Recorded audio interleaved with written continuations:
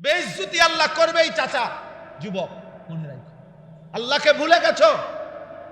বয়স্ক বাবা 60 বছর ধরে সুদ খান, কিস্তি নিতেছেন, বউ বাচ্চার লাইগা মিথ্যা বলে চুরি করে হারাম রোজগার করেন, 30 বছর ধরে ওজনে কম দেন, সুদ খান, কিস্তি নেন, বিবি বাচ্চার জন্য আল্লাহকে ভুলে গেলেন। বেচতে বেচতে নামাজ পড়তে পারেন না, অটো চালাইতে চালাইতে আল্লাহকে সেজদা দিতে সময় নাই, সিএনজি চালাইতে চালাইতে সামান্য 4 বন বেছে, নাফরমান, এক ওয়াক্ত নামাজের টাইম নাই। আহা, একটা অটো চালাইতে গিয়ে নামাজের সময় নাই। একজন যুবক, তুমি 365 দিনের একটা বছরে কোনোদিন ফজরের নামাজ পড়লা না। প্রিয় সন্তান আমার, মুসলমান এমন হয়? মুসলমান এমন হয়? খুদার 365 দিনে কোনোদিন মনেও পড়ল না ফজরের ওয়াক্ত হয় কখন, ফজরের নামাজ হয় কখন, ফজরের আজান হয় কখন। তোমার যদি বিবেক থাকে, একটা ছেলেকে বলে গেলাম, যদি বিবেক থাকে, যদি মরে না যাও, তাহলে তুমি ইনসাফ করে বলো, তুমি বলো, ইনসাফ করে বলো, এটা কোনো মুসলমান হইতে পারে কিনা? একদিন না, 2 দিন না, 365 দিন খোদার একদিনও ফজরের নামাজ পড়লা না। 40 বছর হায়াত চলে গেল, 60 বছর আল্লাহর কোরআন দেখে দেখেও পড়তে পারেন না। মুসলমান এমন হওয়ার কথা?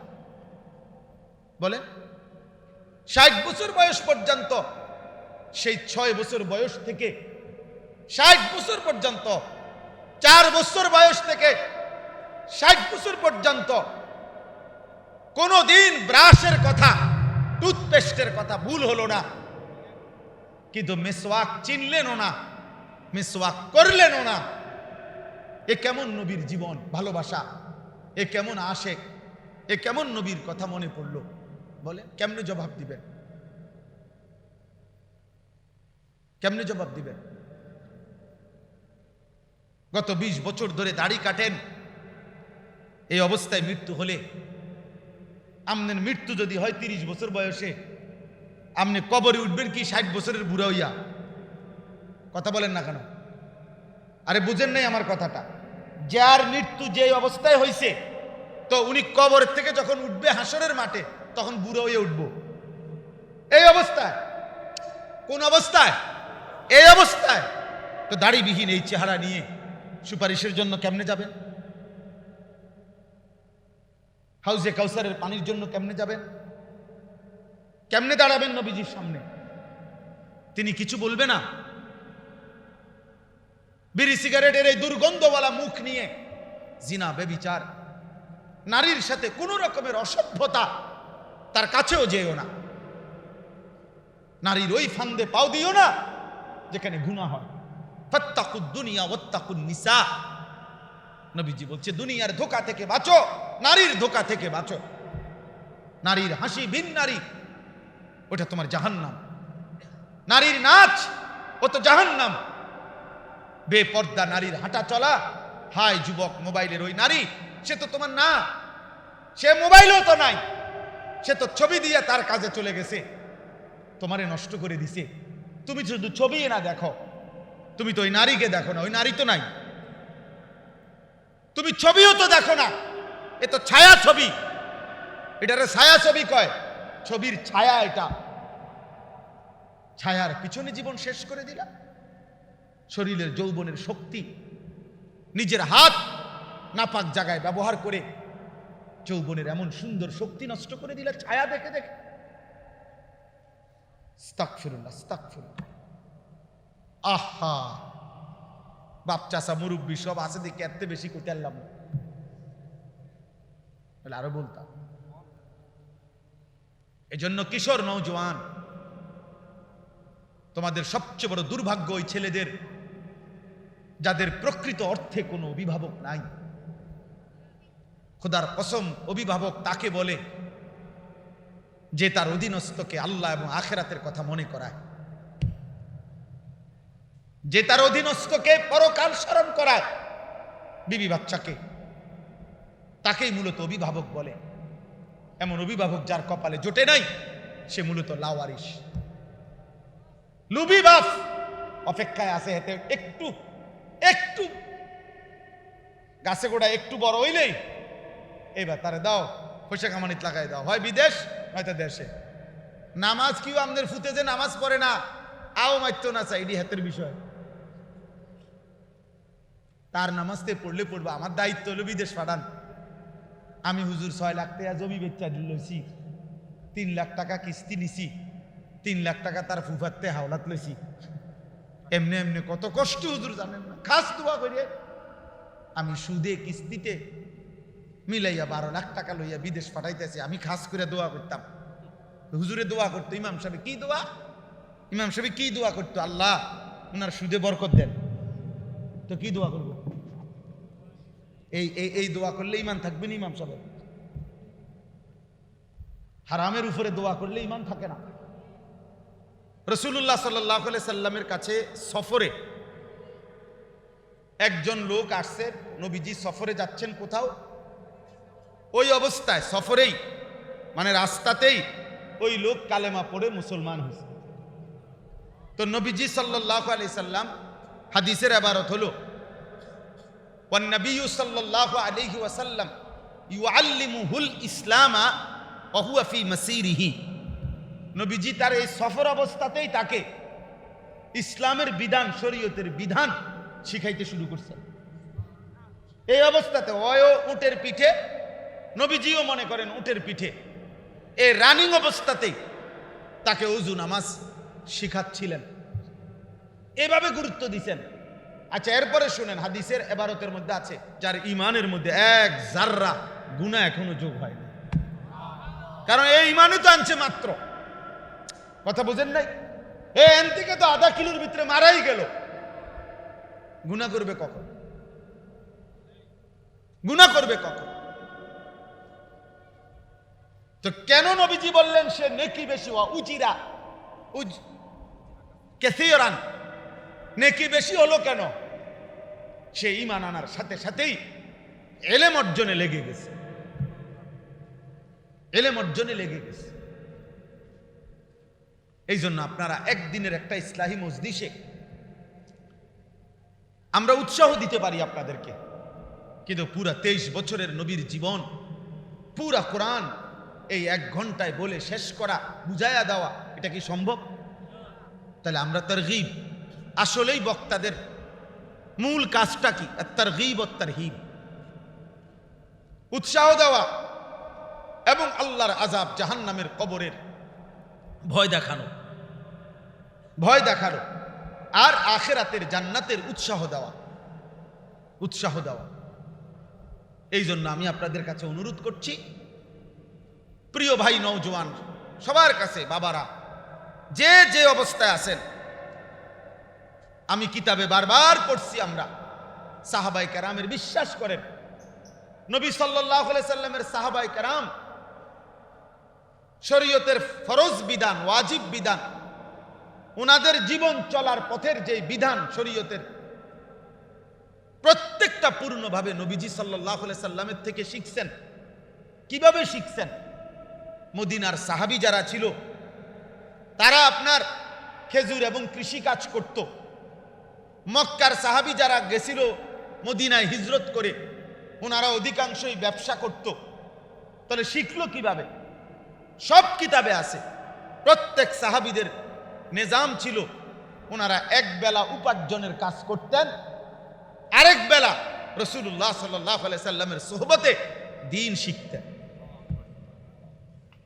যিনি এতক্ষণ খেতে কাজ করছেন, উনি সন্ধ্যার পরে তালিমে বসে গেছেন। আর আমরা সাসারে দেখবেন মাগরিবের পরে, এশার পরে, আসরের পরে চা দোয়ান। এভাবে যদি 10 বছর হায়াত পায়, বুড়া 10 বছরে চা দোকানে তার হায়াত শেষ করে দিবে। ভাইয়ের আফসোস, বেটা বদনসিব ওই বৃদ্ধ মানুষের উপরে, দুর্ভাগ্য ওই বুড়া মানুষের উপরে, যে তারা এমন সুন্দর হায়াত চায়ের দোকানে আড্ডায় শেষ করে দিস। আহা, এই হায়াত আর আসবে না, এই রাত আর ফিরবে না, এই দিন আর ফিরবে না। কোন রাত আর আসে না, কোন দিন আর আসে না ফিরবে। সাহাবায়ে কেরামের মামুল ছিল এটা।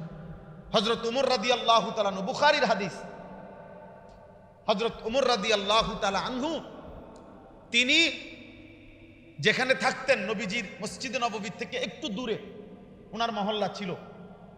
তো উনি ওনার সাথে আরেকজন সাহাবীর সাথে ওনারা চুক্তি করে নিছে দুজনে।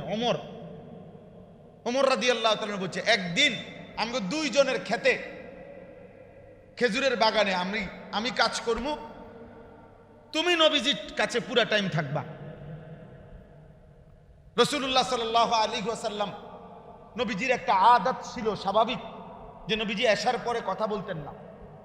মানে এশার পরে কোনো তালিম, এশার পরে অন্যান্য কোনো শুগল একান্তই প্রয়োজন ছাড়া করতেন না। এশার পরে তিনি হুজরায় চলে যেতেন এবং সেখানে কিছুক্ষণ পরেই স্ত্রীদের সাথে সময় কাটিয়ে তাহাজ্জুদে দাঁড়িয়ে যেতেন।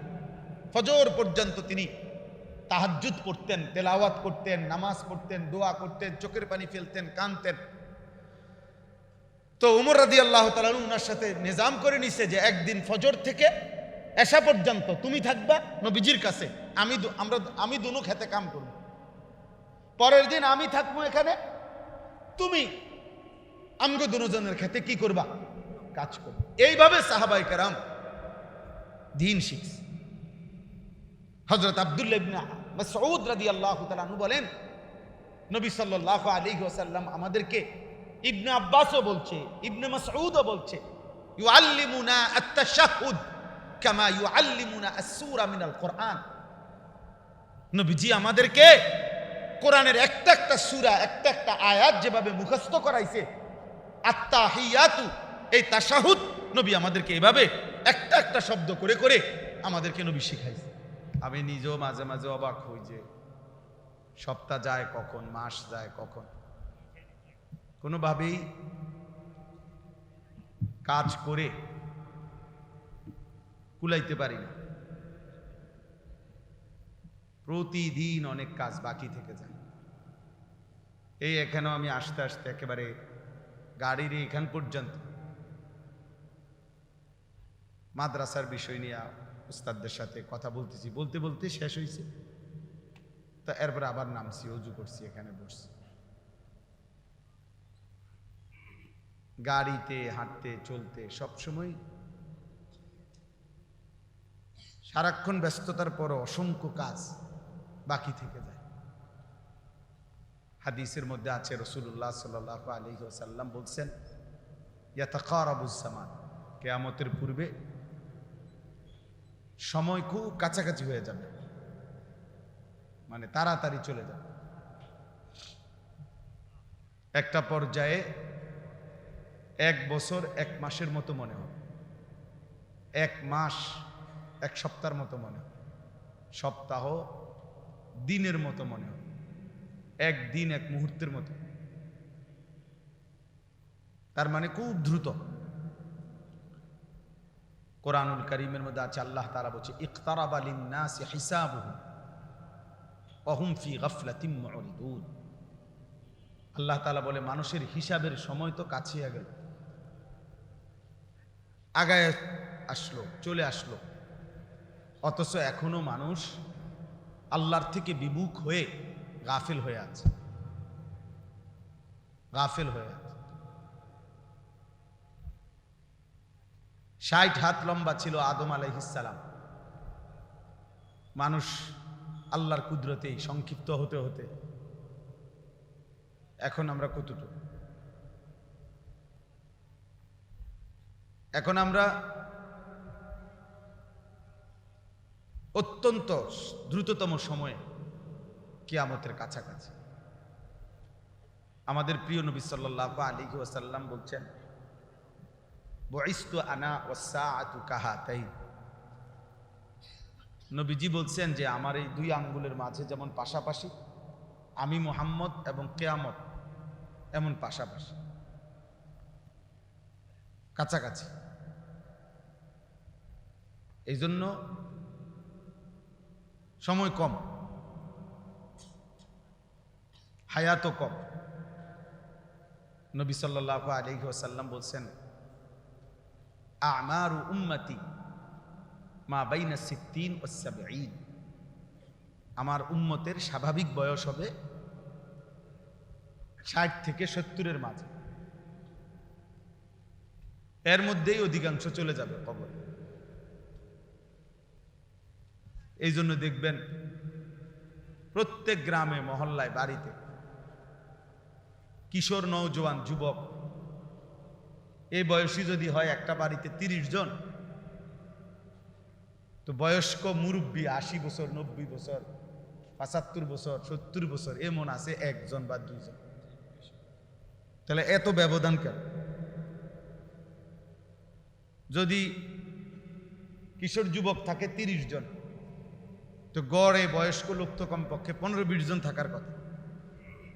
কিন্তু মানুষ বলে যে আমাকে ওই চাচা, উনি আর বাকি এই দাদা আর রয়েছে আমগো পুরা বাড়িতে মুরব্বীদের মধ্যে, এমন বলে না? এটাই বাস্তবতা, এটাই বাস্তবতা। আমি আপনাকে দেখাই,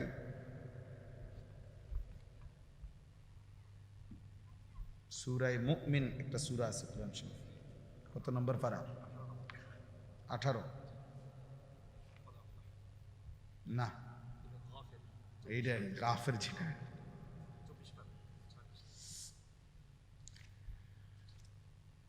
ও এটার আরেকটা নাম গাফের। জি,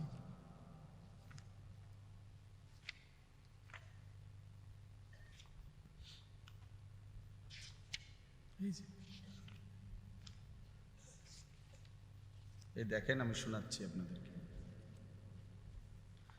সূরা মুমিন মানে গাফের, এই সূরার মধ্যে আল্লাহ তাআলা বলেন, হুয়াল্লাযী খালাকাকুম মিন তুরাবিন। আল্লাহ তোমাদেরকে সৃষ্টি করেছেন মাটি থেকে। সুম্মা মিন নুতফাতিন, অতঃপর মাটি থেকে খাদ্য, ফসল, খাবারের আকারে তোমাদেরকে তোমাদের পিতার বীর্য হিসাবে নুতফা তৈরি করেছেন। সুম্মা মিন আলাকাতিন, তো বীর্যের ফোঁটা থেকে ধীরে ধীরে আল্লাহ তাআলা আরো কতগুলো কাজ করেছেন। গোশতের একটা টুকরা বানিয়েছেন, হাড্ডির একটা খাঁচা বানিয়েছেন, সারা অঙ্গে গোশত পরিমাণ মতো লাগায়া একটা দেহের আকৃতি দিয়েছেন, রূহ ফুঁকে দিয়ে পৃথিবীতে পাঠাইছেন। তো আল্লাহ তাআলা সংক্ষেপ করে ফেলছে কথাটা, বলে বলছেন, সুম্মা ইউখরিজুকুম তিফলা, অতঃপর তিনি তোমাদেরকে দুনিয়াতে একটা শিশু হিসাবে পাঠিয়েছেন। সুম্মা লিতাবলুগু আশুদ্দাকুম, অতঃপর তোমাদেরকে তিনি যৌবনে পূর্ণ শক্তিতে পৌঁছিয়ে দিয়েছেন। সুম্মা লিতাকুনু শুয়ুখা, অতঃপর কিছু সময় পরে আবার তোমাদেরকে বৃদ্ধ অবস্থায়। ওই দেখেন ওই অপদার্থ কি করে, বেটা ওঠ এখান থেকে, বেটা যাও, বেটা ওঠো, বেটা এখান থেকে, ফালতু কোথাকার বেটা, ফাজলামি করো এখানে। হ্যাঁ, এটা নির্বাচনী জনসভা, যে তোমার আমার ভোটের দরকার, যে রুমে হোক মানুষ, নিষেধ করা হয় নাই বেটা, বলো এখন ধমকটা শুনলা কেন? খামখেয়ালি অসংখ্য ছেলে পারে এমন অবস্থা যে মানে কোন শক্তি তাকে মোবাইল থেকে বিরত রাখতে। 1 ঘন্টা আত্মহত্যা করব প্রয়োজনে, মরে যাবে, মরে যাবে। আফসোসের বিষয়, আফসোসের বিষয়। আমরা কি এখানে 10 ঘন্টার জন্য বসছি বলেন? তাহলে তুমি অল্প একটু সময় সবর করো। না না, শয়তান তাকে 1 মিনিট থামতে দিবে না। সেদিন এক মাওলানা সাহেব আফসোস করে বলতেছে, দাওরায়ে হাদিসের ছাত্র, বড় মোবাইল ব্যবহার করে দেখে মোবাইলটা তার আটকায় নিছে। বলছে না তোমার মোবাইল দেওয়া হবে না, বাড়ির যাওয়ার সময় তোমারে দেওয়া হবে, এখন তুমি পড়ো। সে মুহতামিম সাহেবের কাছে গিয়ে বলতেছে, উনি আফসুস করতেছে, কয় দাওরায় হাদিস পড়ে ছেলে, কয় আমার মোবাইল আমারে দিয়ে দেন, আমি এখানে পড়তাম না, কিন্তু আমি আমার মোবাইল আমারে দিয়ে লাগতো। মানে সে প্রয়োজনে মাদ্রাসা ছেড়ে দিবে, পড়ালেখা ছেড়ে দিবে, আমার মোবাইল আমারে দিয়ে দিত। আহা, আফসোসের ব্যাপার। সে মানে কেমন দুঃখজনক বলেন। আল্লাহর কোরআন প্রয়োজনে ছেড়ে দেব, নবীর সুন্নাত ছেড়ে দেব, হাদিস ছেড়ে দেব। মাদ্রাসা বদলাবো প্রয়োজনে, শিক্ষক দরকার 10 মাদ্রাসা বদলামু 6 মাসের ভিতরে, তো মোবাইল চালাইতে দিত, মোবাইল চালাইতে দিত, নাই তো মাদ্রাসা বদলাইতে থাকবে সে। আফসোসের ব্যাপার ভাইয়া। যদি বলেন খোলামেলা না বললে ভালো হইতো, কোনানে কইতো, আপনারা তো খুঁজেই পাই না। কেউ যদি মনে করেন যে না আলাদা বললে পারে, আলাদা ফাই কই আমরা বলতাম, আলাদাও তো খুঁজে পাই না। এই জন্য সবার জন্য কথা ভাই, এটা একটা প্রয়োজন তো অবশ্যই প্রয়োজন থাকতেই পারে। বড় মোবাইল দ্বারা অনেক প্রয়োজনীয় কাজকর্ম বর্তমান সময়ে, বাজার, ব্যবসা, শিক্ষা, পড়ালেখার, চাকরির হাজারো কাজ আছে। হ্যাঁ, অবশ্যই কাজ আছে, যেটা প্রয়োজন, যেখানে যেটুক সেটা তো প্রয়োজনই। প্রয়োজনকে প্রয়োজনের মধ্যে রাখেন, কিন্তু 24 ঘন্টার বিলাসিতা জীবনের একমাত্র সাধনা, সারা দিন রাত এর মধ্যেই চোখ দিয়ে রাখা, এটা কোন ধরনের পাগলামি? এভাবে তো আখেরাত পরে থাক ভাইয়া। আমি তো ধমক দিছি, আজকে তুমগো ছেলে ঘরে ধমক দিবারও কেউ নেই। তোমরা মনে করছো আর কি কেউ বাধা দিচ্ছে না বলে তুমি খুব খুশি? না রে দোস্ত, কসম খোদার, যাকে কেউ টেনে ধরে না, যাকে কেউ ফেরায় না, যারে কেউ আল্লাহর দিকে আনতে চেষ্টা করেও না, ছেড়ে দিছে তারে, কসম খোদার এটা হলো ওই ব্যক্তির উপরে আল্লাহর সবচেয়ে বড় লানত, যে তার কোনো অভিভাবক নাই, তার কপালে এমন কেউ জোটে নাই যে তাকে টেনে ধরবে।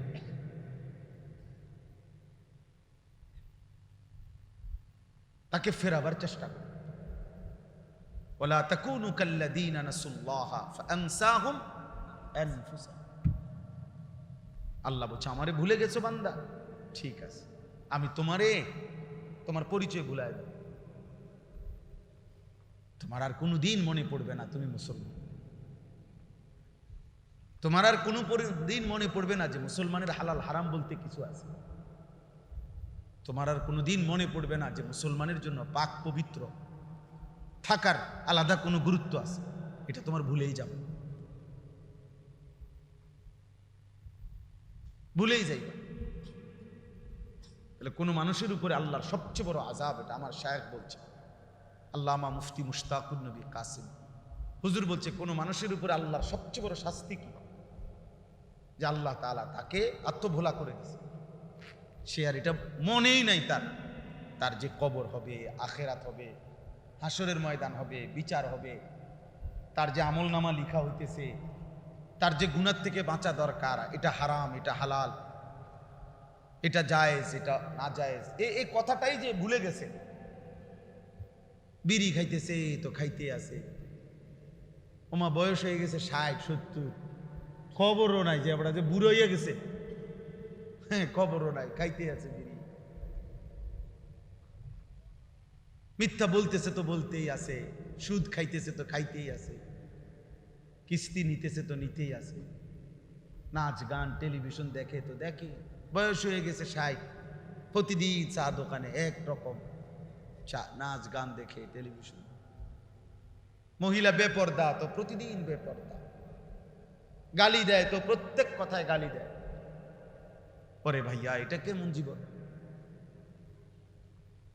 যে একদম ভুলেই গেছে যে গুনাহ, এটা যে হারাম, এটা ভুলেই গেছে, এটা দিল থেকে মুছে গেছে। কি পরিমাণ মুসিবত, কি পরিমাণ দুর্ভাগ্য, কি পরিমাণ বদনসিব এটা ভাইয়া। এজন্য বললাম আমি এই ব্যাপারে কঠোর মানুষ। আমি তো সুন্দর করে ভদ্রচিত ভাবে বলছি যে ভাই কেউ মোবাইল হাতে রেকর্ড করবেন, বলি নাই এটা বলেন, খালাস, এটা মেনে নিলেই তো হলো। অনেক শ্রোতা দিয়ে আমি করবো কি ভাই, জনপ্রিয়তা দিয়ে আমি করব কি? আমি তো ইলেকশনে দাঁড়াইছি না যে আমার জনসমর্থন দরকার, ওই ইলেকশনে দাঁড়াইবার ইচ্ছাও নেই। মনে করেন আপনি কবেন যে আপনারে দেয় কেউ না, আমার কেউ দেওয়ানোর দরকার নেই। আমরা হুজুরে রাগ করলে বলতো আমার এক ওস্তাদ, যা তোরও আমি দেখতে পারি না, তুইও আমারে দেখতে পারিস না, যা সমান সমান সমান সমান। তাহলে এই জন্য ভাইয়া ফিরতেই হবে, বুঝতে হবে আত্ম উপলব্ধি অনেক বড় নিয়ামত। মানে আমি আমাকে চিনা, আমি আমাকে বুঝা, নিজেকে চেনা অনেক বড় নিয়ামত। বুজুর্গরা তো এই জন্য বলে, এটা হাদিস না যদিও, কিন্তু আউলিয়াদের কথা, যে নিজেকে চিনল সে কাকে চিনল? আল্লাহকে চিনল। আসলে বাস্তবতা নিজেকে চেনা। আমি মুসলমান, আমারে নামাজ পড়তেই হবে, আমার যত কষ্টই হোক আমারে ফজরের নামাজ পড়তেই হবে, কারণ আমি তো মুসলমান। এই যে উপলব্ধি, এই বিশ্বাস কলিজা এটা বসা অনেক বড় নিয়ামত, অনেক বড় নিয়ামত। যে নাফরমান আত্মভোলা হয়ে যায়, নিজেকে ভুলে যায় দোস্ত, ও আর ফিরতে পারে না। নুওয়াল্লিহি মা তাওয়াল্লা ওয়া নুসলিহি জাহান্নাম ওয়া সাআত মাসীরা। আল্লাহ বলেন আমার রাসূলের উল্টো পথে যে চলবে, আমার ইমানদার মুত্তাকি মুমিন বান্দা যে পথে চলে তার উল্টো পথে যে চলবে, আমি আল্লাহ বললাম রাসূলের উল্টো মুমিনদের উল্টো পথে চললে, খোদার কসম আল্লাহ কোরআনে বলছে আমি তাকে ওই উল্টো পথেই চালাবো, আর এই উল্টো পথেই একদিন জাহান্নামে ফেলবো। নুওয়াল্লিহি মা তাওয়াল্লা ওয়া নুসলিহি জাহান্নাম ওয়া সাআত মাসীরা। আর সেটা বুঝবে কত নিকৃষ্ট ঠিকানা। আল্লাহ আমাদেরকে বুঝদান করে। চলো ভাই রাগ হইও না, আল্লাহ তোমারও ভালো করুক। সুম্মা লিতাকুনু শুয়ুখা, আল্লাহ বলেন এরপরে পৌঁছে যায় কেউ বৃদ্ধ অবস্থা। তাহলে দেখেন আল্লাহ তাআলা তিনটা স্তর বলছে, একটা শিশু, একটা যৌবন, একটা বৃদ্ধ। কিন্তু আল্লাহ নিজে বলে, আয়াত শেষ হয় নাই এখনো, অমিনকুম মান ইউতাওয়াফা মিন ক্বাবলু, আমি অনেককেই এই তিন অবস্থায় পূর্ণ পৌঁছবার আগেই, মানে বৃদ্ধ পর্যন্ত যাওয়ার আগেই মৃত্যু দিয়ে থাকি।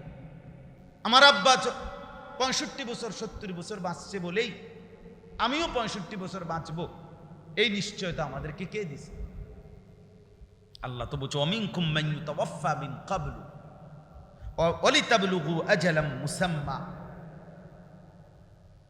আল্লাহ তাআলা বলেন প্রত্যেকেই, এখন যদি বলেন আগে যাদের মৃত্যু হয়ে যায় তারা অকালে মরে যায়, আল্লাহ বলে না, প্রত্যেকেই পৌঁছে যায় তার জন্য বরাদ্দকৃত নির্দিষ্ট সময়।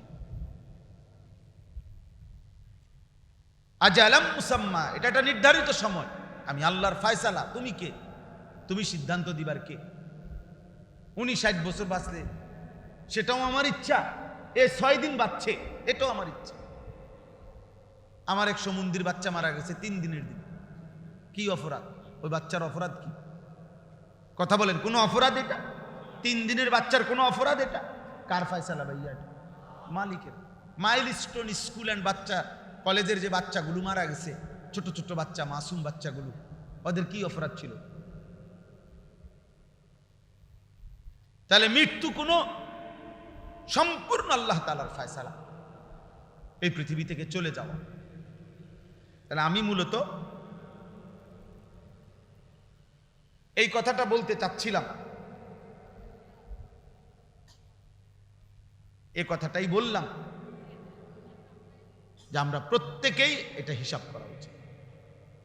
ঠিক আছে, আপনারা তাকায়েন না, আপনারা আমার দিকেই তাকান। আমাদের প্রত্যেকের সময় কম, আমাদের সামনে লম্বা সফর, অনেক লম্বা কবরের জীবন।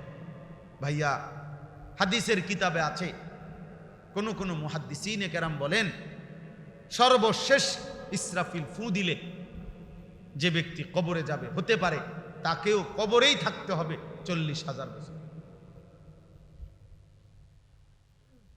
আমাদের নবী সাল্লাল্লাহু আলাইহি সাল্লামের জামানায় যারা ছিল, নবীজির হায়াতে, তারা যারা এখন কবরে গেছে, তো বলেন তারা মাটির উপরে ছিল কতদিন, মাটির নিচে আজকে কতদিন? আবু জাহেল মাটির উপরে আসিল নয়তো 60-65 বছর, কিন্তু মাটির নিচে আছে আজকে 1446 বছর। বদরের যুদ্ধের দিন শেষ, মারা গেছে। আর বদরের যুদ্ধ হয়েছে 2য় হিজরিতে, তো 1447 হিজরি না এখন, তো তাহলে কত হইল? 1446। তাহলে আবু জাহেল আমাদের হিসাবেই মাটির নিচে আছে আজকে 1446 বছর, 1450 বছর। তাহলে মাটির উপরে কি এতদিন ছিল?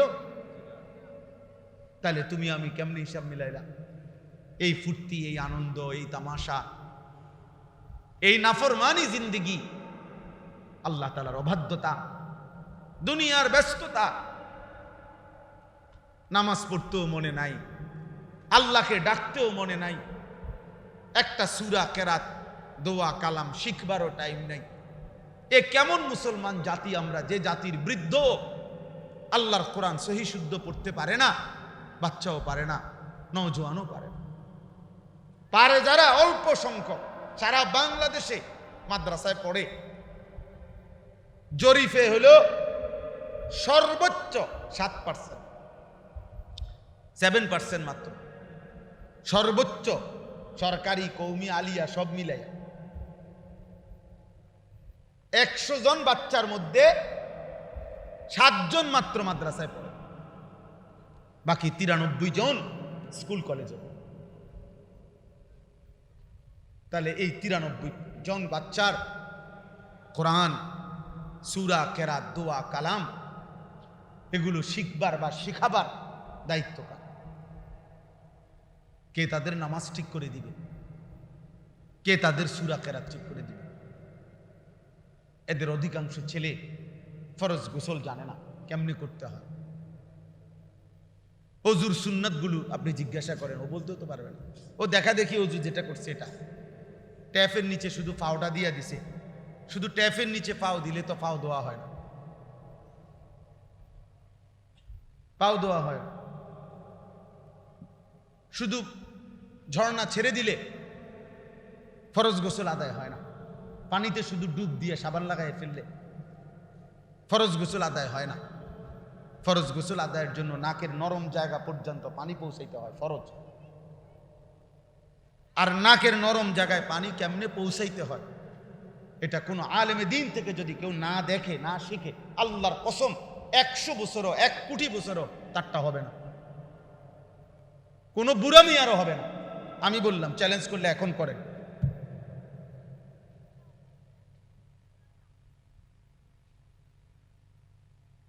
কোনো না কোনো হোক মক্তবের হুজুর, তার থেকে এটা শিখে নিতে হবে। অজুতে যেমনি নাকে পানি দেয়, এমনি হলে হইতো না। অজুতে নাকে পানি দেওয়া হলো সুন্নত। আর ফরজ গোসল মানে বীর্যপাত হলে যেই গোসল করতে হয়, বিবাহিত অবিবাহিত সাবালক তার বীর্যপাত হয়, 15 বছর থেকে বাচ্চার ছেলেদের অটোমেটিক বীর্যপাত হয়, তাইলে ও তো ফরজ গোসল, তার উপরে ফরজ তো এটা। তো নাকের নরম জায়গায় পানি পৌঁছানো ফরজ। ও যদি এটা মস্ক না করে, শিখে না, শিখতে 1 মিনিটের কামও না, 2 মিনিটের কামও, এটা কোনো একটা মাটি কাটন না, সামান্য কাজ, কিন্তু দেখে নিতে হবে। কোন মুসলমান যদি কোনো আলেমে দ্বীনের কাছে রুকু, নামাজের রুকু না শিখে, দৈরা না শিখে 100 বছরেও তার রুকু সুন্নাত মোতাবেক সঠিক হবে না। আমি বললাম হবে না। আপনারা পরে হুজুরে জিজ্ঞাসা, হুজুর তো মুরব্বী আছেন আমাদের, আপনি জিজ্ঞাসা করে দেখি। আমার এই 44 বছর বয়সও আমি গত বছর আমার খুলনার হজরত আরিফ বিল্লাহ হজরত মৌলানা মুফতি নুরুল আমিন সাহেব, বাংলাদেশের একজন বড় বুজুর্গ, হজরতকে আমার বাসায় রাখছিলাম মেহমান হিসাবে। একদিন রাত্রে 1:30 বাজে 2টা বাজে মাহফিল থেকে আমরা আসছি হুজুর হজরত সহ। আমি বাসায় একাকি হজরতের কামরায় আমার যেখানে শুইতে দিছি হজরতকে আমি বলছি, হজরত আমি নামাজটা দেখাই একাকি, আপনি আমার এগুলা ঠিক করে দেন, কোনটা কথা ভুল আছে কি। তো হজরত আমার রুকুর মধ্যে ডান হাত একটু কোনুই একটু বেশি ওইদিকে চলে যায়, এটা ধৈরা 3-4 বার ঠিক করে দিছে। এত ঠিক করছে আমার শায়েখ আল্লামা মুফতি মুশতাকুন নবী কাসিমি হুজুর সহ আমরা 33 জন আলেম খুলনা, আজকে 5 বছর আগে হজরতের সাথে মুশতাকুন নবী সাহেব হজরতের সাথে আমরা গেছিলাম ওনার খানকায়, 3 দিন ছিলাম। হুজুরকে আমি জিজ্ঞেস করছিলাম যে হুজুর কেন যাইতেছেন ওইখানে হুজুরের কাছে, ওই হুজুরের কাছে? বলছে মৌলানা শুধু কেবল সুন্নাত মোতাবেক ওযু এবং নামাজ শেখার জন্য।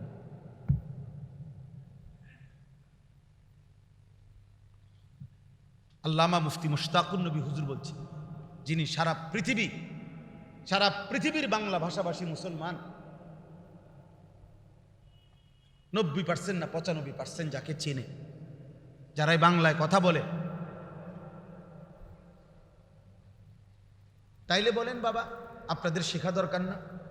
কথা বলেন না চাচারা, বলেন আপনাদের শেখা দরকার না? ওই আমরা কই গুরুত্ব দিচ্ছি? তোমরা ছেলেরা যারা 5 ওয়াক্ত নামাজ পড়ো না, তো পড়োই না।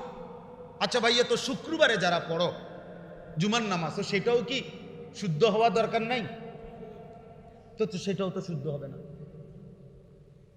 তুমি যদি সুন্নাত মোতাবেক ওযু না জানো, সুন্নাত মোতাবেক নামাজ না জানো, নামাজের ফরজ কি তুমি যদি না বুঝো,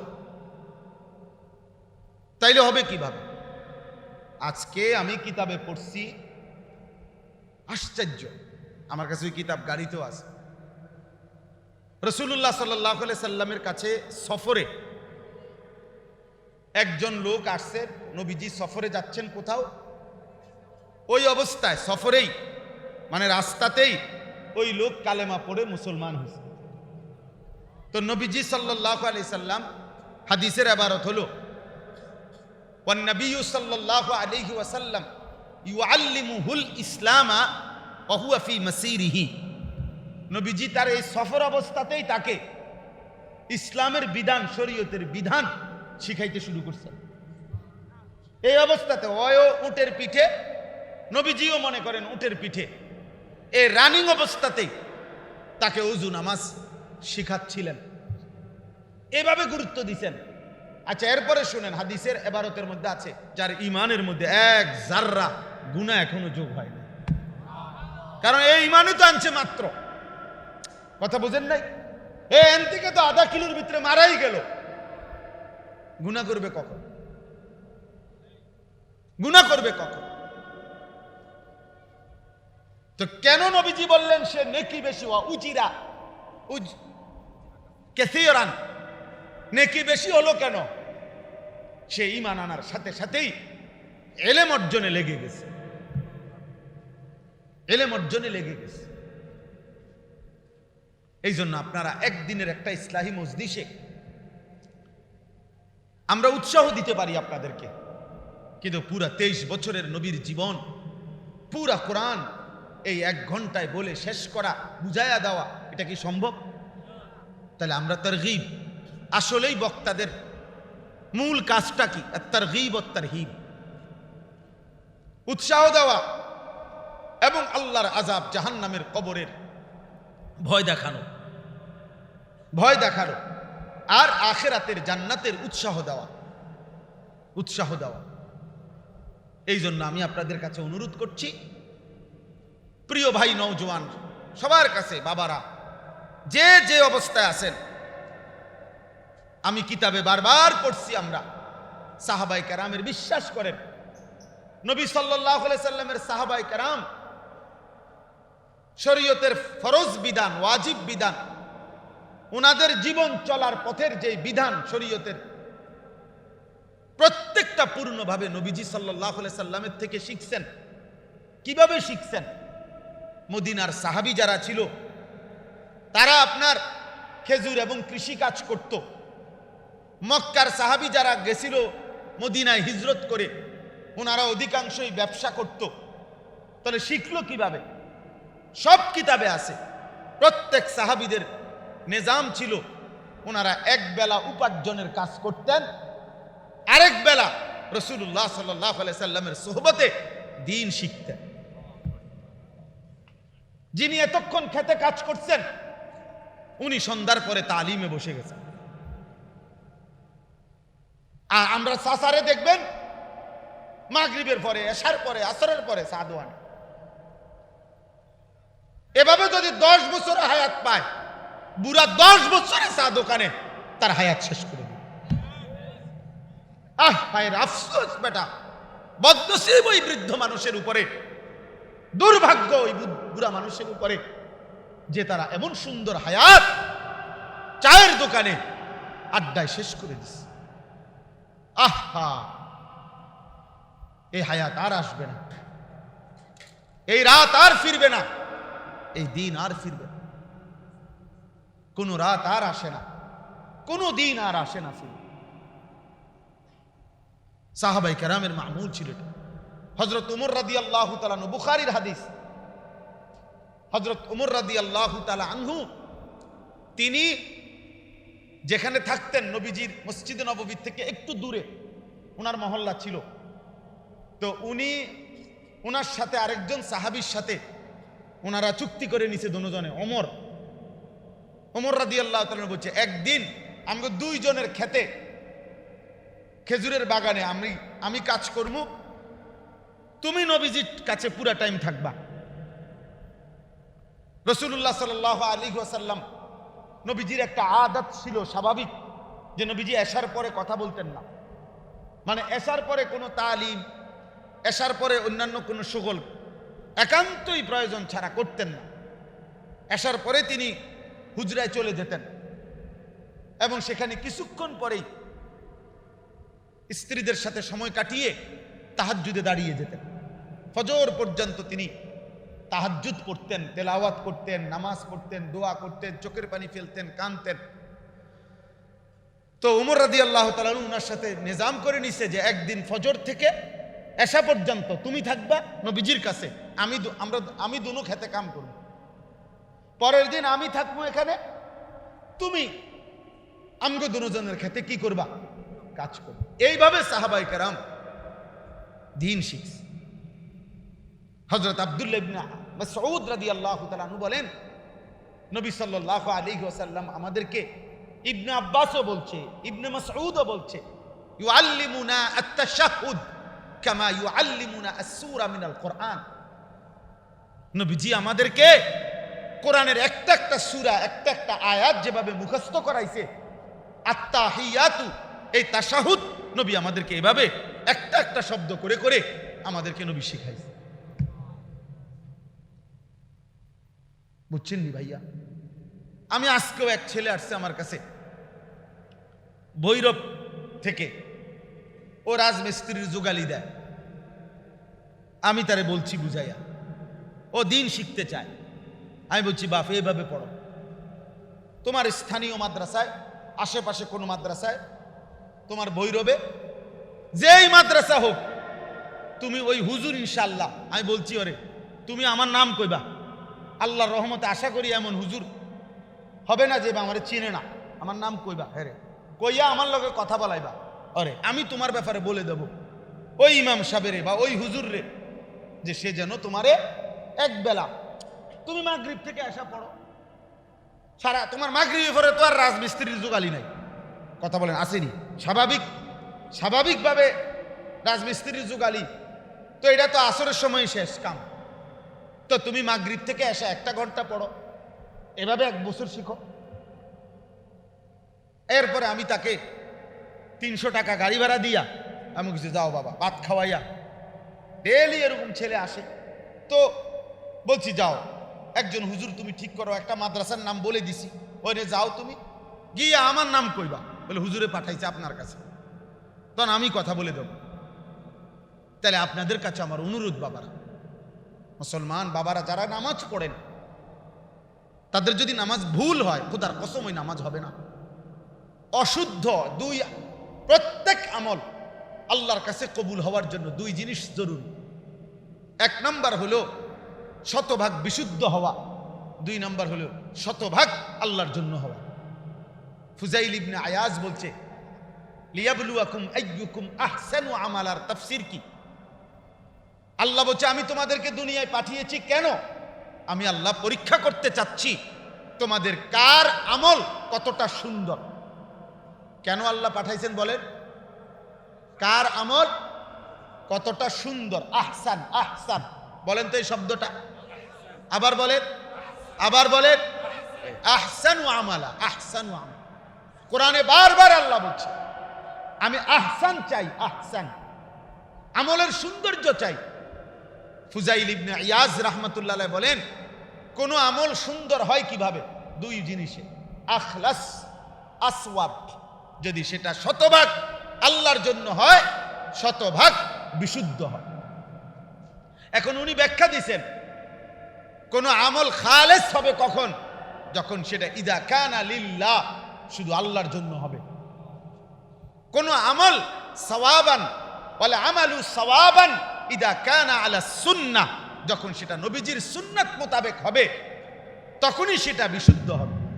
তাহলে বিশুদ্ধতার মাপকাঠি নবীজির সুন্নাত, ইখলাসের মাপকাঠি শুধু আল্লাহর জন্য হলো কি? আল্লাহর জন্য। এখন আপনারা বলেন, আমরা 4 রাকাত সুন্নত নামাজ পড়ে অনেক মুসল্লি, 1 মিনিটও লাগে না, 1.5 মিনিটও লাগে না। আপনার কি কল্পনা হয় নবীজি সাল্লাল্লাহু আলাইহি ওয়াসাল্লাম এভাবেই নামাজ পড়ছেন? কথা বলেন না বাবা, বলেন। এই যে আতাইতুলিল্লাহ সাল্লাতু তাইয়্যিবাতু আসসালামু আলাইকুম নবী রাহমাতুল্লাহি ওয়া আসসালামু আলাইহি ওয়া আলিহি বিল্লাহি আশহাদু আল্লা ইলাহা ইল্লাল্লাহ মুহাম্মাদুর রাসূলুল্লাহ আল্লাহুম্মা সাল্লি আলা মুহাম্মাদ ওয়া আলা আলি মুহাম্মাদ সাল্লাল্লাহু আলাইহি ওয়া আলা আলি মুহাম্মাদ ইন্নাকা হামিদুম মাজিদ আল্লাহুম্মা বারিক আলা মুহাম্মাদ ওয়া আলা আলি মুহাম্মাদ ওয়া বারিক আলা ইব্রাহিম ওয়া আলা আলি ইব্রাহিম ইন্নাকা হামিদুম মাজিদ আল্লাহুম্মা ইন্নাকা আনতা নাজিদুল মান কাসীরা ওয়া লা ইয়াকুলু বাইনা তাফাকুল মাগফিরাতাম মিন ইনদিকা ইন্নাকা গাফুরুর রহিম। আসসালামু আলাইকুম ওয়া রাহমাতুল্লাহ, আসসালামু আলাইকুম ওয়া রাহমাতুল্লাহ। নবীজি এভাবে পড়ছেন?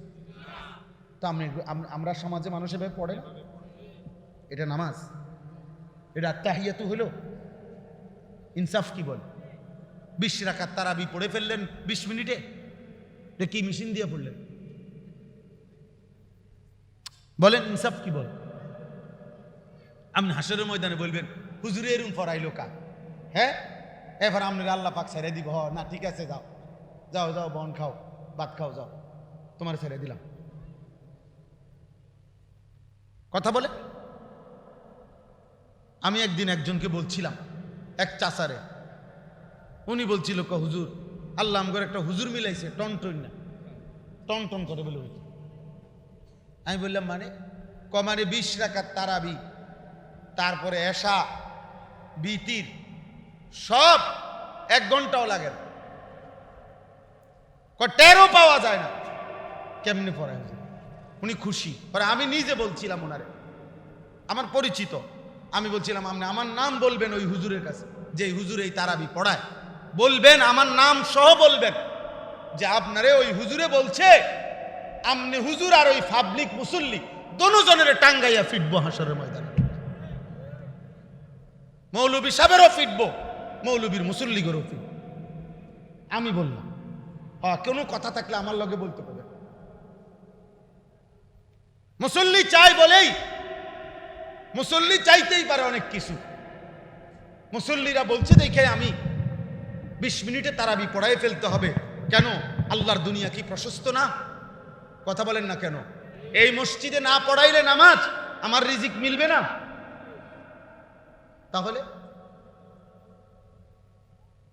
তাহলে খেলাফে সুন্নাত হতে পারবে না।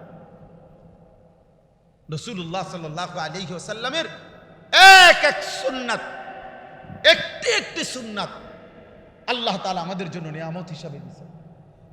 আল্লাহ যেন বলছে বান্দা একটা জুতা কোন পায়ে দিবা আমি সেটাও বন্ধুরে দিয়া দেখায় দিছি। একটা এক গ্লাস পানি পান করতে কয়টা নিঃশ্বাস ফেলবা আমি সেটাও আমার বন্ধুর মাধ্যমে বলে দিয়েছি।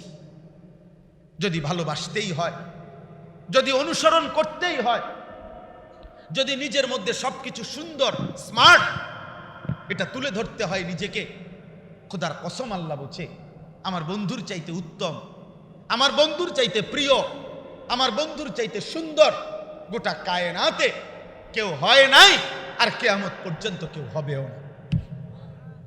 হবে কি? তিনি হাসলেও সুন্দর, তিনি কাঁদলেও সুন্দর, তিনি হাঁটলেও সুন্দর, তিনি বসলেও সুন্দর। ১.৫ লাখ সাহাবী, লক্ষের চাইতে বেশি সাহাবী নবীজিকে কতভাবে দেখছে, কতভাবে দেখছে। কেউ পূর্ণিমার রাতে দেখছে, কেউ অমাবস্যার অন্ধকারে দেখছে, কেউ একাকী দেখছে, কেউ সবার মাঝে দেখছে, কেউ খোলা মাথায় দেখছে, কেউ মাথায় কাপড়ওয়ালা দেখছে, কেউ চাদর পরা দেখছে, কেউ ভিন্ন ভিন্ন কালারের চাদর গায়ে দেখছে। যে যেভাবে দেখছে আল্লাহর কসম বন্ধু প্রত্যেকেই সাক্ষী দিছে, ইয়া রাসূলুল্লাহ আপনার চাইতে সুন্দর এই দুই নয়নে আর কাউকে দেখিনি। ওয়া আহসানু মিনকা লাম তারা কাত্তু আইনি ওয়া আজমালু মিনকা লাম তালিদিন নিসাউ। আপনার চাইতে সুন্দর এই দুই নয়নে আর কাউকে দেখিনি। আপনার চাইতে সুন্দর কোনো মা কোনো বাচ্চা প্রসবই করে না, প্রসবই করে না। আল্লাহ তাআলা কোরআনুল কারীমের মধ্যে বলছে ওয়াদ্দুহা, বন্ধু আপনার আলোকোজ্জ্বল সুন্দর পবিত্র ওই চেহারা মুবারকের কসম। এই ওয়াদ্দুহার এক তাফসীর, এটা দুইটা তাফসীরের মধ্যে এটা একটা। আল্লাহ নবীজির চেহারা মুবারকের কসম করছে, আপনার চেহারা এতটা সুন্দর, আমি আল্লাহ আপনার ওই সুন্দর চেহারার কসম করলাম। ওয়াল্লাইলি ইদা সাজা, এইটার একটা তাফসীর হলো বন্ধু আপনার সুন্দর চেহারার সাথে মানানসই ঘন কালো যেই চুল আপনার মাথায়, আপনার সেই ঘন কালো চুলের কসম, আপনার ওই সুন্দর চেহারার কসম, আপনার ওই ঘন কালো চুলের কসম। আপনার চুল বড় সুন্দর বন্ধু, আপনার চেহারাও বড় সুন্দর।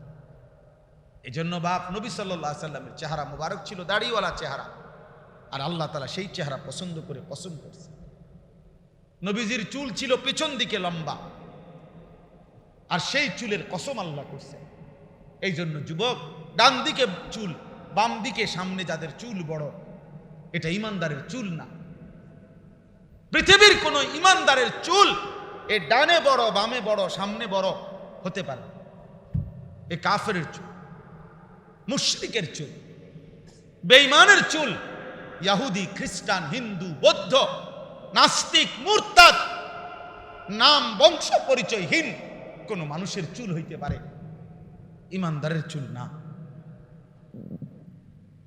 ইমানদারের চুল, দাজ্জালের চুল। এটা যত হাদিসে নবীজি বলছেন দাজ্জালের কথা, প্রত্যেক হাদিসে নবীজি সাল্লাল্লাহু আলাইহি ওয়াসাল্লাম বলছে দাজ্জালের চুল হবে এলোমেলো, কাতার, জুফালুশ শা'r, জাদুর রাস, শাদীদু জুউদাতিশ শা'r, সব দাজ্জালের চুলের ব্যাপারে আল্লাহর নবী বলেছেন হাদিসের শব্দ।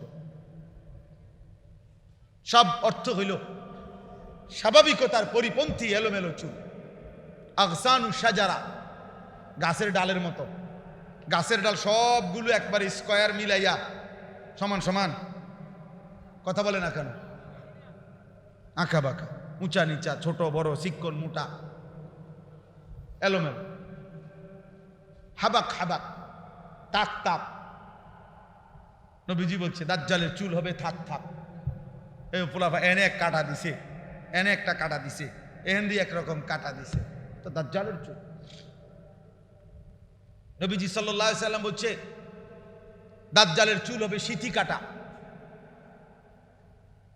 সিথি কাটা। এই জন্য যেরকম বিভিন্ন খানে যারা কাইটা চুলের আলাদা করে, এই সিথি কাটে দাজ্জালের চুল। তো এই জন্য বললাম, আমি যে আয়াতটা পড়ছি এবার আয়াতের তর্জমা বলি। আল্লাহ তাআলা এই আয়াতের মধ্যে আমাদের কাছে একদম সহজ কথা, টাকা পয়সা সম্পদ যা জমাইছো এটার প্রতি তোমাদের ভালোবাসা আছে আমি জানি। ওয়াতিজারাতুন তাখশাউনা কাসাদাহা, 7 তোমাদের ব্যবসা চাকরি উপার্জনের ওই মাধ্যম যেটা তুমি ধ্বংস হয়ে যাওয়ার ভয় করো, খুব চেষ্টা করো যেন এটা ক্ষতিগ্রস্ত না হয়, কারণ এটার দ্বারা তোমার ইনকাম। আমার এই হুজুর, আমার এই দোকানটাই আমার পুঁজি, আমার এই সিএনজিটাই আমার পুঁজি, আমার এই চাকরিটাই আমার পুঁজি, মানুষ এরকম বলে না? তা আল্লাহ বলেন এ তোমার যে কর্ম, যেটা তুমি ভাবো যে এটা শেষ হইলে আমার ক্ষতি হয়ে যাবে, আল্লাহ বলে তোমার সেই উপার্জনের মাধ্যম। আর ও মাসাকিনু তারদাউনাহা, তোমাদের পছন্দের ঘর বাড়ি, বসত ভিটা, ঘর বাড়ি তো কয়টা হলো? এখানে সব আছে, এখানে আর কিছু বাকি। তোমাদের পিতা মাতা, তোমাদের সন্তানাদি, তোমাদের ভাই বোন, তোমাদের স্ত্রীগণ, তোমাদের আত্মীয় স্বজন, তোমাদের জমানো সম্পদ, তোমাদের উপার্জনের মাধ্যম, তোমাদের ঘর, পছন্দের ঘর বাড়ি, এই 8টি জিনিস আল্লাহ বলেন আমি জানি এই 8টি জিনিসের প্রতি তোমাদের ভালোবাসা আছে। আছে কি না বলেন? এটা হারাম? কথা বলেন না। এই ভালোবাসা হারাম? ভাই বোনের প্রতি ভালোবাসা হারাম, মা বাবার প্রতি ভালোবাসা হারাম, স্ত্রীর প্রতি ভালোবাসা হারাম, আমার উপার্জনের জন্য ভালোবাসা হারাম? হারাম। শুধু আল্লাহ বলেন আমি 4টা জিনিস চাই, আরে 3টা জিনিস চাই।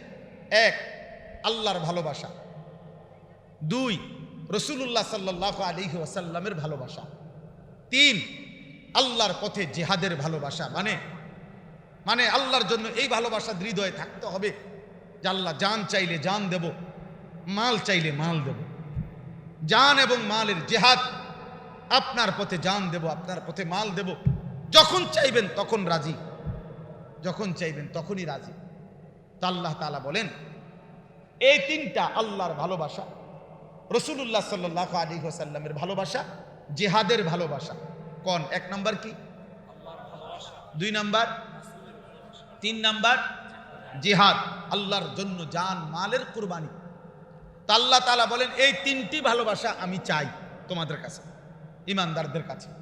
এখন আল্লাহ বলেন ওই 8টি ভালোবাসা থাকুক, আমি মানা করি না, শুধু আমি আল্লাহ এতটুকু চাই যে এই 3টা থাকবে উপরে, ওই 8টা থাকবে নিচে, খালাস, এর দূরে চাই আমি। বুঝেন নাই কথাটা? আমি আল্লাহ শুধু এটুকুই চাই। স্ত্রী বাদ দিতে বলি নাই, ছেলে মেয়ে বাদ দিতে বলি নাই, বাজার ব্যবসা বাদ দিতে বলি নাই, ঘর সংসার চাকরি কিচ্ছু বাদ দিও না, শুধু আমাকে উপরে রাখো, আমার বন্ধুকে উপরে রাখো, আমার পথে জান মালের কোরবানি, এই মানসিকতা এটাকে উপরে রাখো, জিহাদকে ঊর্ধ্বে রাখো। আর যদি এই 8টি আহাব্বা ইলাইকুম মিনাল্লাহ ওয়া রাসূলিহি ওয়া জিহাদিন ফি সাবিলিহি, এই 8টি যদি আল্লাহর ভালোবাসার চাইতে বেশি হয়ে যায়, রাসূলের ভালোবাসার চাইতে বেশি হয়ে যায়, জিহাদের ভালোবাসার চাইতে বেশি হয়ে যায়, খোদার কসম আল্লাহ বলে ফাতারাব্বাসু, তাহলে অপেক্ষা করো, হাত্তা ইয়াতি আল্লাহু বিআমরি, আল্লাহর আযাব আসা পর্যন্ত। আল্লাহর আযাব আসবেই, ফিদ দুনিয়া ওয়াল আখিরা, দুনিয়াতেও আখিরাতে বেইজ্জতি আল্লাহ করবেই। চাচা যুবক মনে রাখো, আল্লাহকে ভুলে গেছো? বয়স্ক বাবা 60 বছর ধরে সুদ খান, কিস্তি নিতেছেন, বউ বাচ্চার লাগা মিথ্যা বলে চুরি করে হারাম রোজগার করেন, 30 বছর ধরে ওজনে কম দেন, সুদ খান, কিস্তি নেন, বিবি বাচ্চার জন্য আল্লাহকে ভুলে গেলেন। বেচতে বেচতে নামাজ পড়তে পারেন না, অটো চালাইতে চালাইতে আল্লাহকে সেজদা দিতে সময় নাই, সিএনজি চালাইতে চালাইতে সামান্য 4 বন বেচে, নাফরমান, 1 ওয়াক্ত নামাজের টাইম নাই। আহা, একটা অটো চালাইতে গিয়ে নামাজের সময় নাই।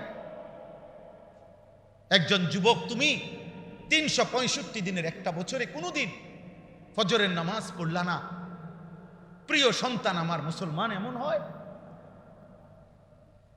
মুসলমান এমন হয় খোদার 365 দিনে কোনো দিন মনেও পড়ল না ফজরের ওয়াক্ত হয় কখন, ফজরের নামাজ হয় কখন, ফজরের আজান হয় কখন। তোমার যদি বিবেক থাকে, একটা ছেলেকে বলে গেলাম, যদি বিবেক থাকে, যদি মরে না যাও, তাহলে তুমি ইনসাফ করে বলো, তুমি বলো, ইনসাফ করে বলো, এটা কোনো মুসলমান হইতে পারে কিনা? একদিন না, 2 দিন না, 365 দিন খোদার একদিনও ফজরের নামাজ পড়ল না। 40 বছর হায়াত চলে গেল, 60 বছর আল্লাহর কোরআন দেখে দেখেও পড়তে পারেন না। মুসলমান এমন হওয়ার কথা বলেন? 60 বছর বয়স পর্যন্ত, সেই 6 বছর বয়স থেকে 60 বছর পর্যন্ত, 4 বছর বয়স থেকে 60 বছর পর্যন্ত কোনদিন ব্রাশের কথা, টুথপেস্টের কথা ভুল হলো না, কিন্তু মেসওয়াক চিনলেনও না, মেসওয়াক করলেনও না। এ কেমন নবীর জীবন, ভালোবাসা, এ কেমন আশেক, এ কেমন নবীর কথা মনে পড়লো? বলে কেমনে জবাব দিবেন? কেমনে জবাব দিবেন? গত 20 বছর ধরে দাড়ি কাটেন, এই অবস্থায় মৃত্যু হলে, আমনের মৃত্যু যদি হয় 30 বছর বয়সে, আপনি কবরে উঠবেন কি 60 বছরের বুড়া হইয়া? কথা বলেন না কেন? আরে বুঝেন নাই আমার কথাটা? যার মৃত্যু যে অবস্থায় হয়েছে, তো উনি কবরের থেকে যখন উঠবে হাসরের মাঠে, তখন বুড়ো হয়ে উঠব। এই অবস্থায়, কোন অবস্থায়? এই অবস্থায়। তো দাড়িবিহীন এই চেহারা নিয়ে সুপারিশের জন্য কেমনে যাবেন?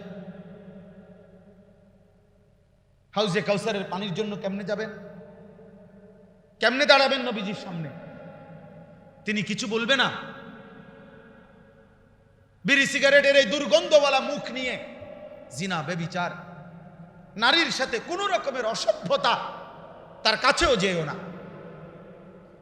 নারীর ওই ফান্দে পাও দিও না যেখানে গুনাহ হয়। ফাত্তাকুদ দুনিয়া ওয়াত্তাকুন নিসা। নবীজি বলছে দুনিয়ার ধোঁকা থেকে বাঁচো, নারীর ধোঁকা থেকে বাঁচো। নারীর হাসি ভিন নারী, ওটা তোমার জাহান্নাম। নারীর নাচ, ও তো জাহান্নাম। বেপর্দা নারীর হাঁটা চলা, হায় যুবক, মোবাইলের ওই নারী, সে তো তোমার না, সে মোবাইলও তো নাই, সে তো ছবি দিয়ে তার কাজে চলে গেছে, তোমারে নষ্ট করে দিছে। তুমি শুধু ছবি না দেখো, তুমি তো ওই নারীকে দেখো না, ওই নারী তো নাই। তুমি ছবিও তো দেখো না, এ তো ছায়া ছবি, এটারে ছায়া ছবি কয়, ছবির ছায়া এটা। ছায়ার পিছনে জীবন শেষ করে দিলা। শরীরের যৌবনের শক্তি, নিজের হাত নাপাক জায়গায় ব্যবহার করে যৌবনের এমন সুন্দর শক্তি নষ্ট করে দিলা ছায়া দেখে দেখে। আস্তাগফিরুল্লাহ, আস্তাগফিরুল্লাহ। আহা, বাপ চাচা মুরব্বী সব আছে দেখে এত বেশি করতে পারলাম না, আরো বলতাম। এজন্য কিশোর নওজোয়ান, তোমাদের সবচেয়ে বড় দুর্ভাগ্য ওই ছেলেদের যাদের প্রকৃত অর্থে কোনো অভিভাবক নাই। খোদার কসম, অভিভাবক তাকে বলে যে তার অধীনস্থকে আল্লাহ এবং আখিরাতের কথা মনে করায়, যে তার অধীনস্থকে পরকাল স্মরণ করায়, বিবি বাচ্চাকে, তাকেই মূলত অভিভাবক বলে।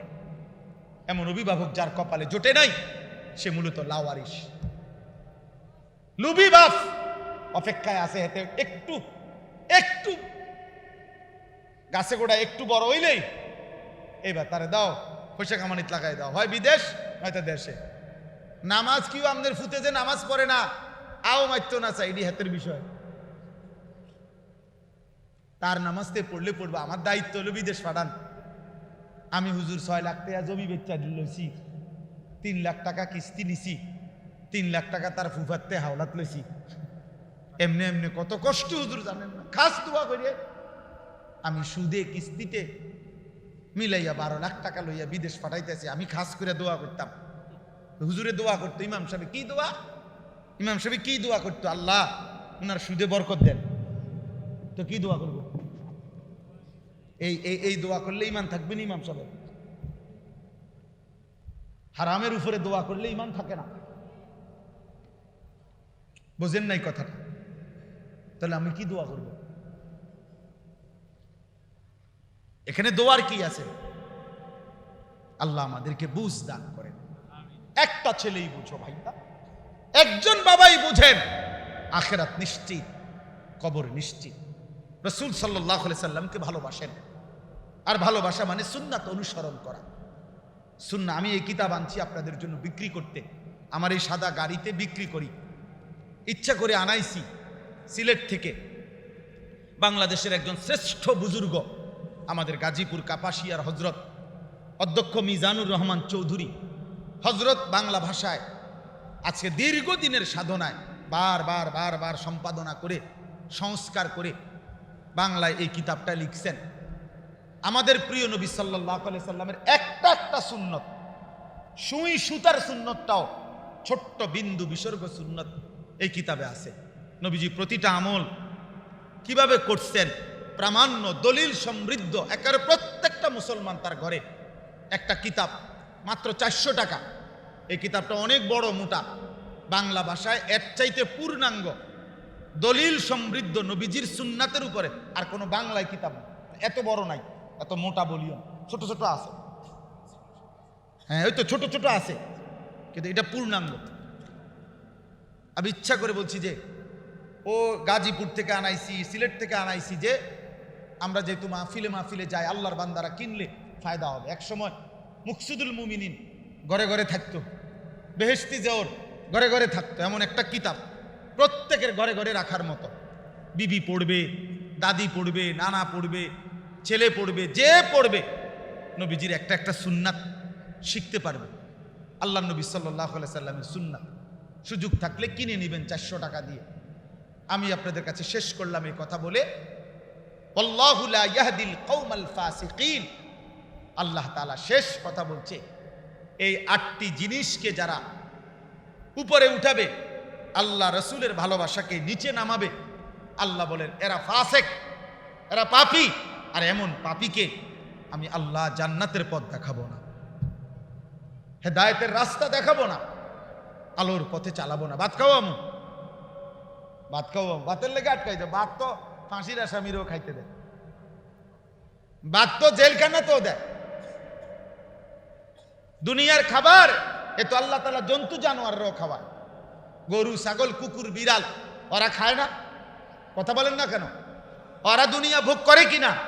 ওরা পেশাব পায়খানা করেনি, ওরা ঘুম যায়নি, ওদের সন্তানাদি হয়নি।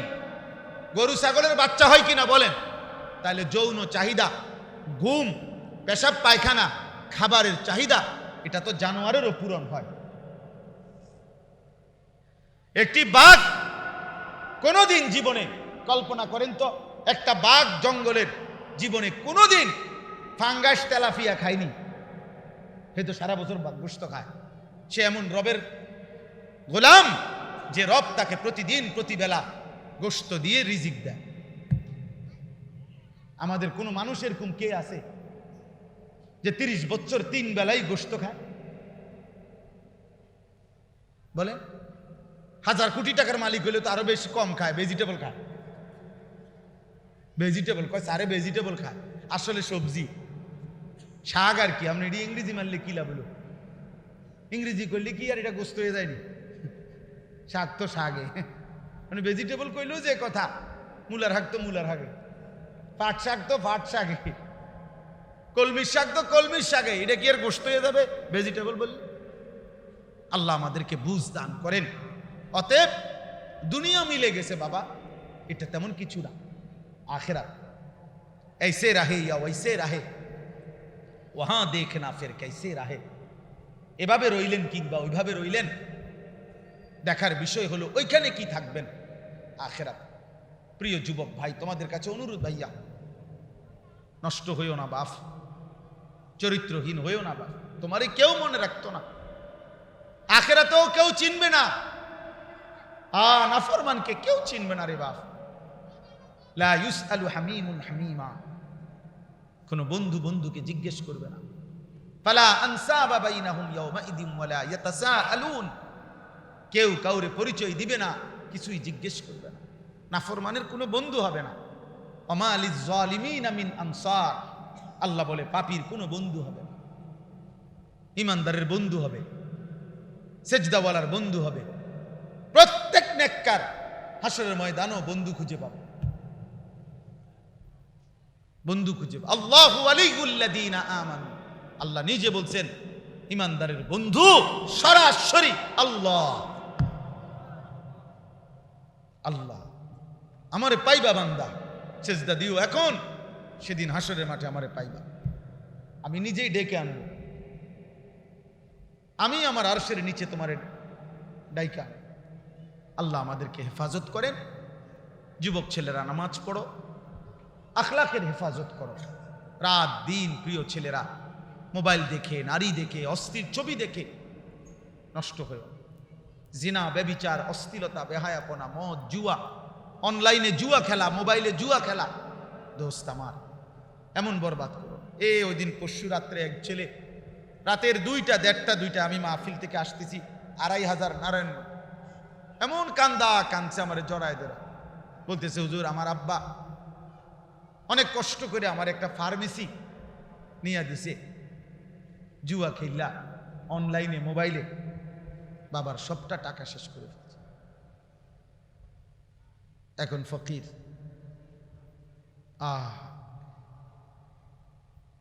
এই জন্য আমরা প্রত্যেকটা ছেলেকে ফিরাইতে চাইলাম, বললাম আল্লাহ তাআলা আজকের এই মাহফিল কবুল করেন, আপনাদের সবাইকে কবুল করেন। আমার জন্য দোয়া করবেন, আমিও আপনাদের জন্য দোয়া করি। আমার একটা ছোট্ট মাদ্রাসা কুমিল্লা ক্যান্টনমেন্ট ময়নামতি সাহেবের বাজার, আলহামদুলিল্লাহ 500-র মতো ছাত্র আছে মাদ্রাসায়। মাদ্রাসায় আমার একটা বড় স্বপ্ন, মাদ্রাসাটাকে আমি বড় একটা মাদ্রাসা এইভাবে করতে চাই যে মাদ্রাসার 2টা অংশ থাকবে। এই বাচ্চারা যেগুলা পড়ে এগুলাও তো আছেই, একটা ভিন্ন মাদ্রাসা করতে চাচ্ছি ওই মাদ্রাসার সাথে, যেখানে সমস্ত মুসলমানদের জন্য মাদ্রাসা। আমার একটা স্লোগান আছে যে যার সময় যতক্ষণ দিন শিখবে ততক্ষণ। সারা বছর আমি একটা আলাদা মাদ্রাসা চালু করতে চাচ্ছি, খুব চেষ্টা করিয়ে ইতিমধ্যে কিছুটা উদ্যোগ নিছি। অর্থাৎ যে যখন আসবে, যেটুকু সময় নিয়ে, আমার ওস্তাদ আলাদা থাকবে, উনি তাকে অতটুকু সময় কিছু না কিছু দিন শিখাবে। 3 ঘন্টার জন্য আসছেন, অজুটা শিখে যান, রুকুটা দেখে যান, একটা সূরাই মস্ক করে যান। অর্থাৎ যার সময় যতক্ষণ দিন শিখবে কি ততক্ষণ।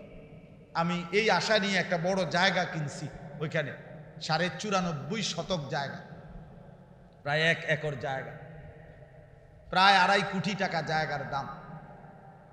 তো আপনাদের কাছে অনুরোধ, আমার ওই জায়গাতে একটা নামাজের মুসল্লা পরিমাণ জায়গার দাম হইল 4200 টাকা, মানে 4200 টাকা। আপনাদের কাছেও আবেদন করলাম, যদি কোনো ভাই মহব্বতের ভাই দিল চায় তো আমার মাদ্রাসার মধ্যে এই এক নামাজের মুসল্লা পরিমাণ টাকা এনে, মোবাইলে বিকাশ নাম্বার আছে আমার কাগজগুলোতে, আপনার মন চাইলে পাঠাবেন। পাঠাইলে আমরা আজীবন উন্নয়ন সদস্য আমাদের মাদ্রাসার, সারা বাংলাদেশের যেই হোক সে, তারে আমরা আমাদের মাদ্রাসার সদস্য বানাবো, উন্নয়ন সদস্য। এটা আমাদের আশা। আল্লাহ তাআলা আপনাদেরকে তৌফিক দেন, এই মাদ্রাসা আল্লাহ কবুল করে নেন। আমি কিছুদিন আগে 350 স্কুল কলেজ ইউনিভার্সিটির ছাত্রের 3 দিন ব্যাপী কোর্স করাইছি, ওযু, নামাজ, সূরা, কেরাত, দোয়া, কালাম। এই আগস্ট মাসে আবার করব ইনশাআল্লাহ, নভেম্বর মাসে আশা আছে। এই জন্য ইচ্ছা হলো প্রতিটা মুসলমান দিন শিখবে। আল্লাহ তাআলা আপনাদেরকে তৌফিক দেন। আজকের এই মাহফিলটা ইন্তজাম করতে গিয়ে নওজোয়ান ভাইরা কষ্ট করছে। আমার ছোট ভাই হাফেজ মাওলানা আতিকুর রহমান আশরাফি, ও আসরের পরে বয়ান করছে, বারবার আমার বিরক্ত করছে, ভাইটা ডেট দিতেই সোজা কথা। আমি বলি আচ্ছা ঠিক আছে নে তুই। তো এরপরে আলহামদুলিল্লাহ সে নিজেও ছিল, আছে। তা আমরা সবাই মিলে আপনাদের জন্য দোয়া করি, আল্লাহ তাআলা আপনাদের এই ফিকির, আপনাদের এই মেহনত আপনাদের এই আন্তরিকতা কবুল করে নেন।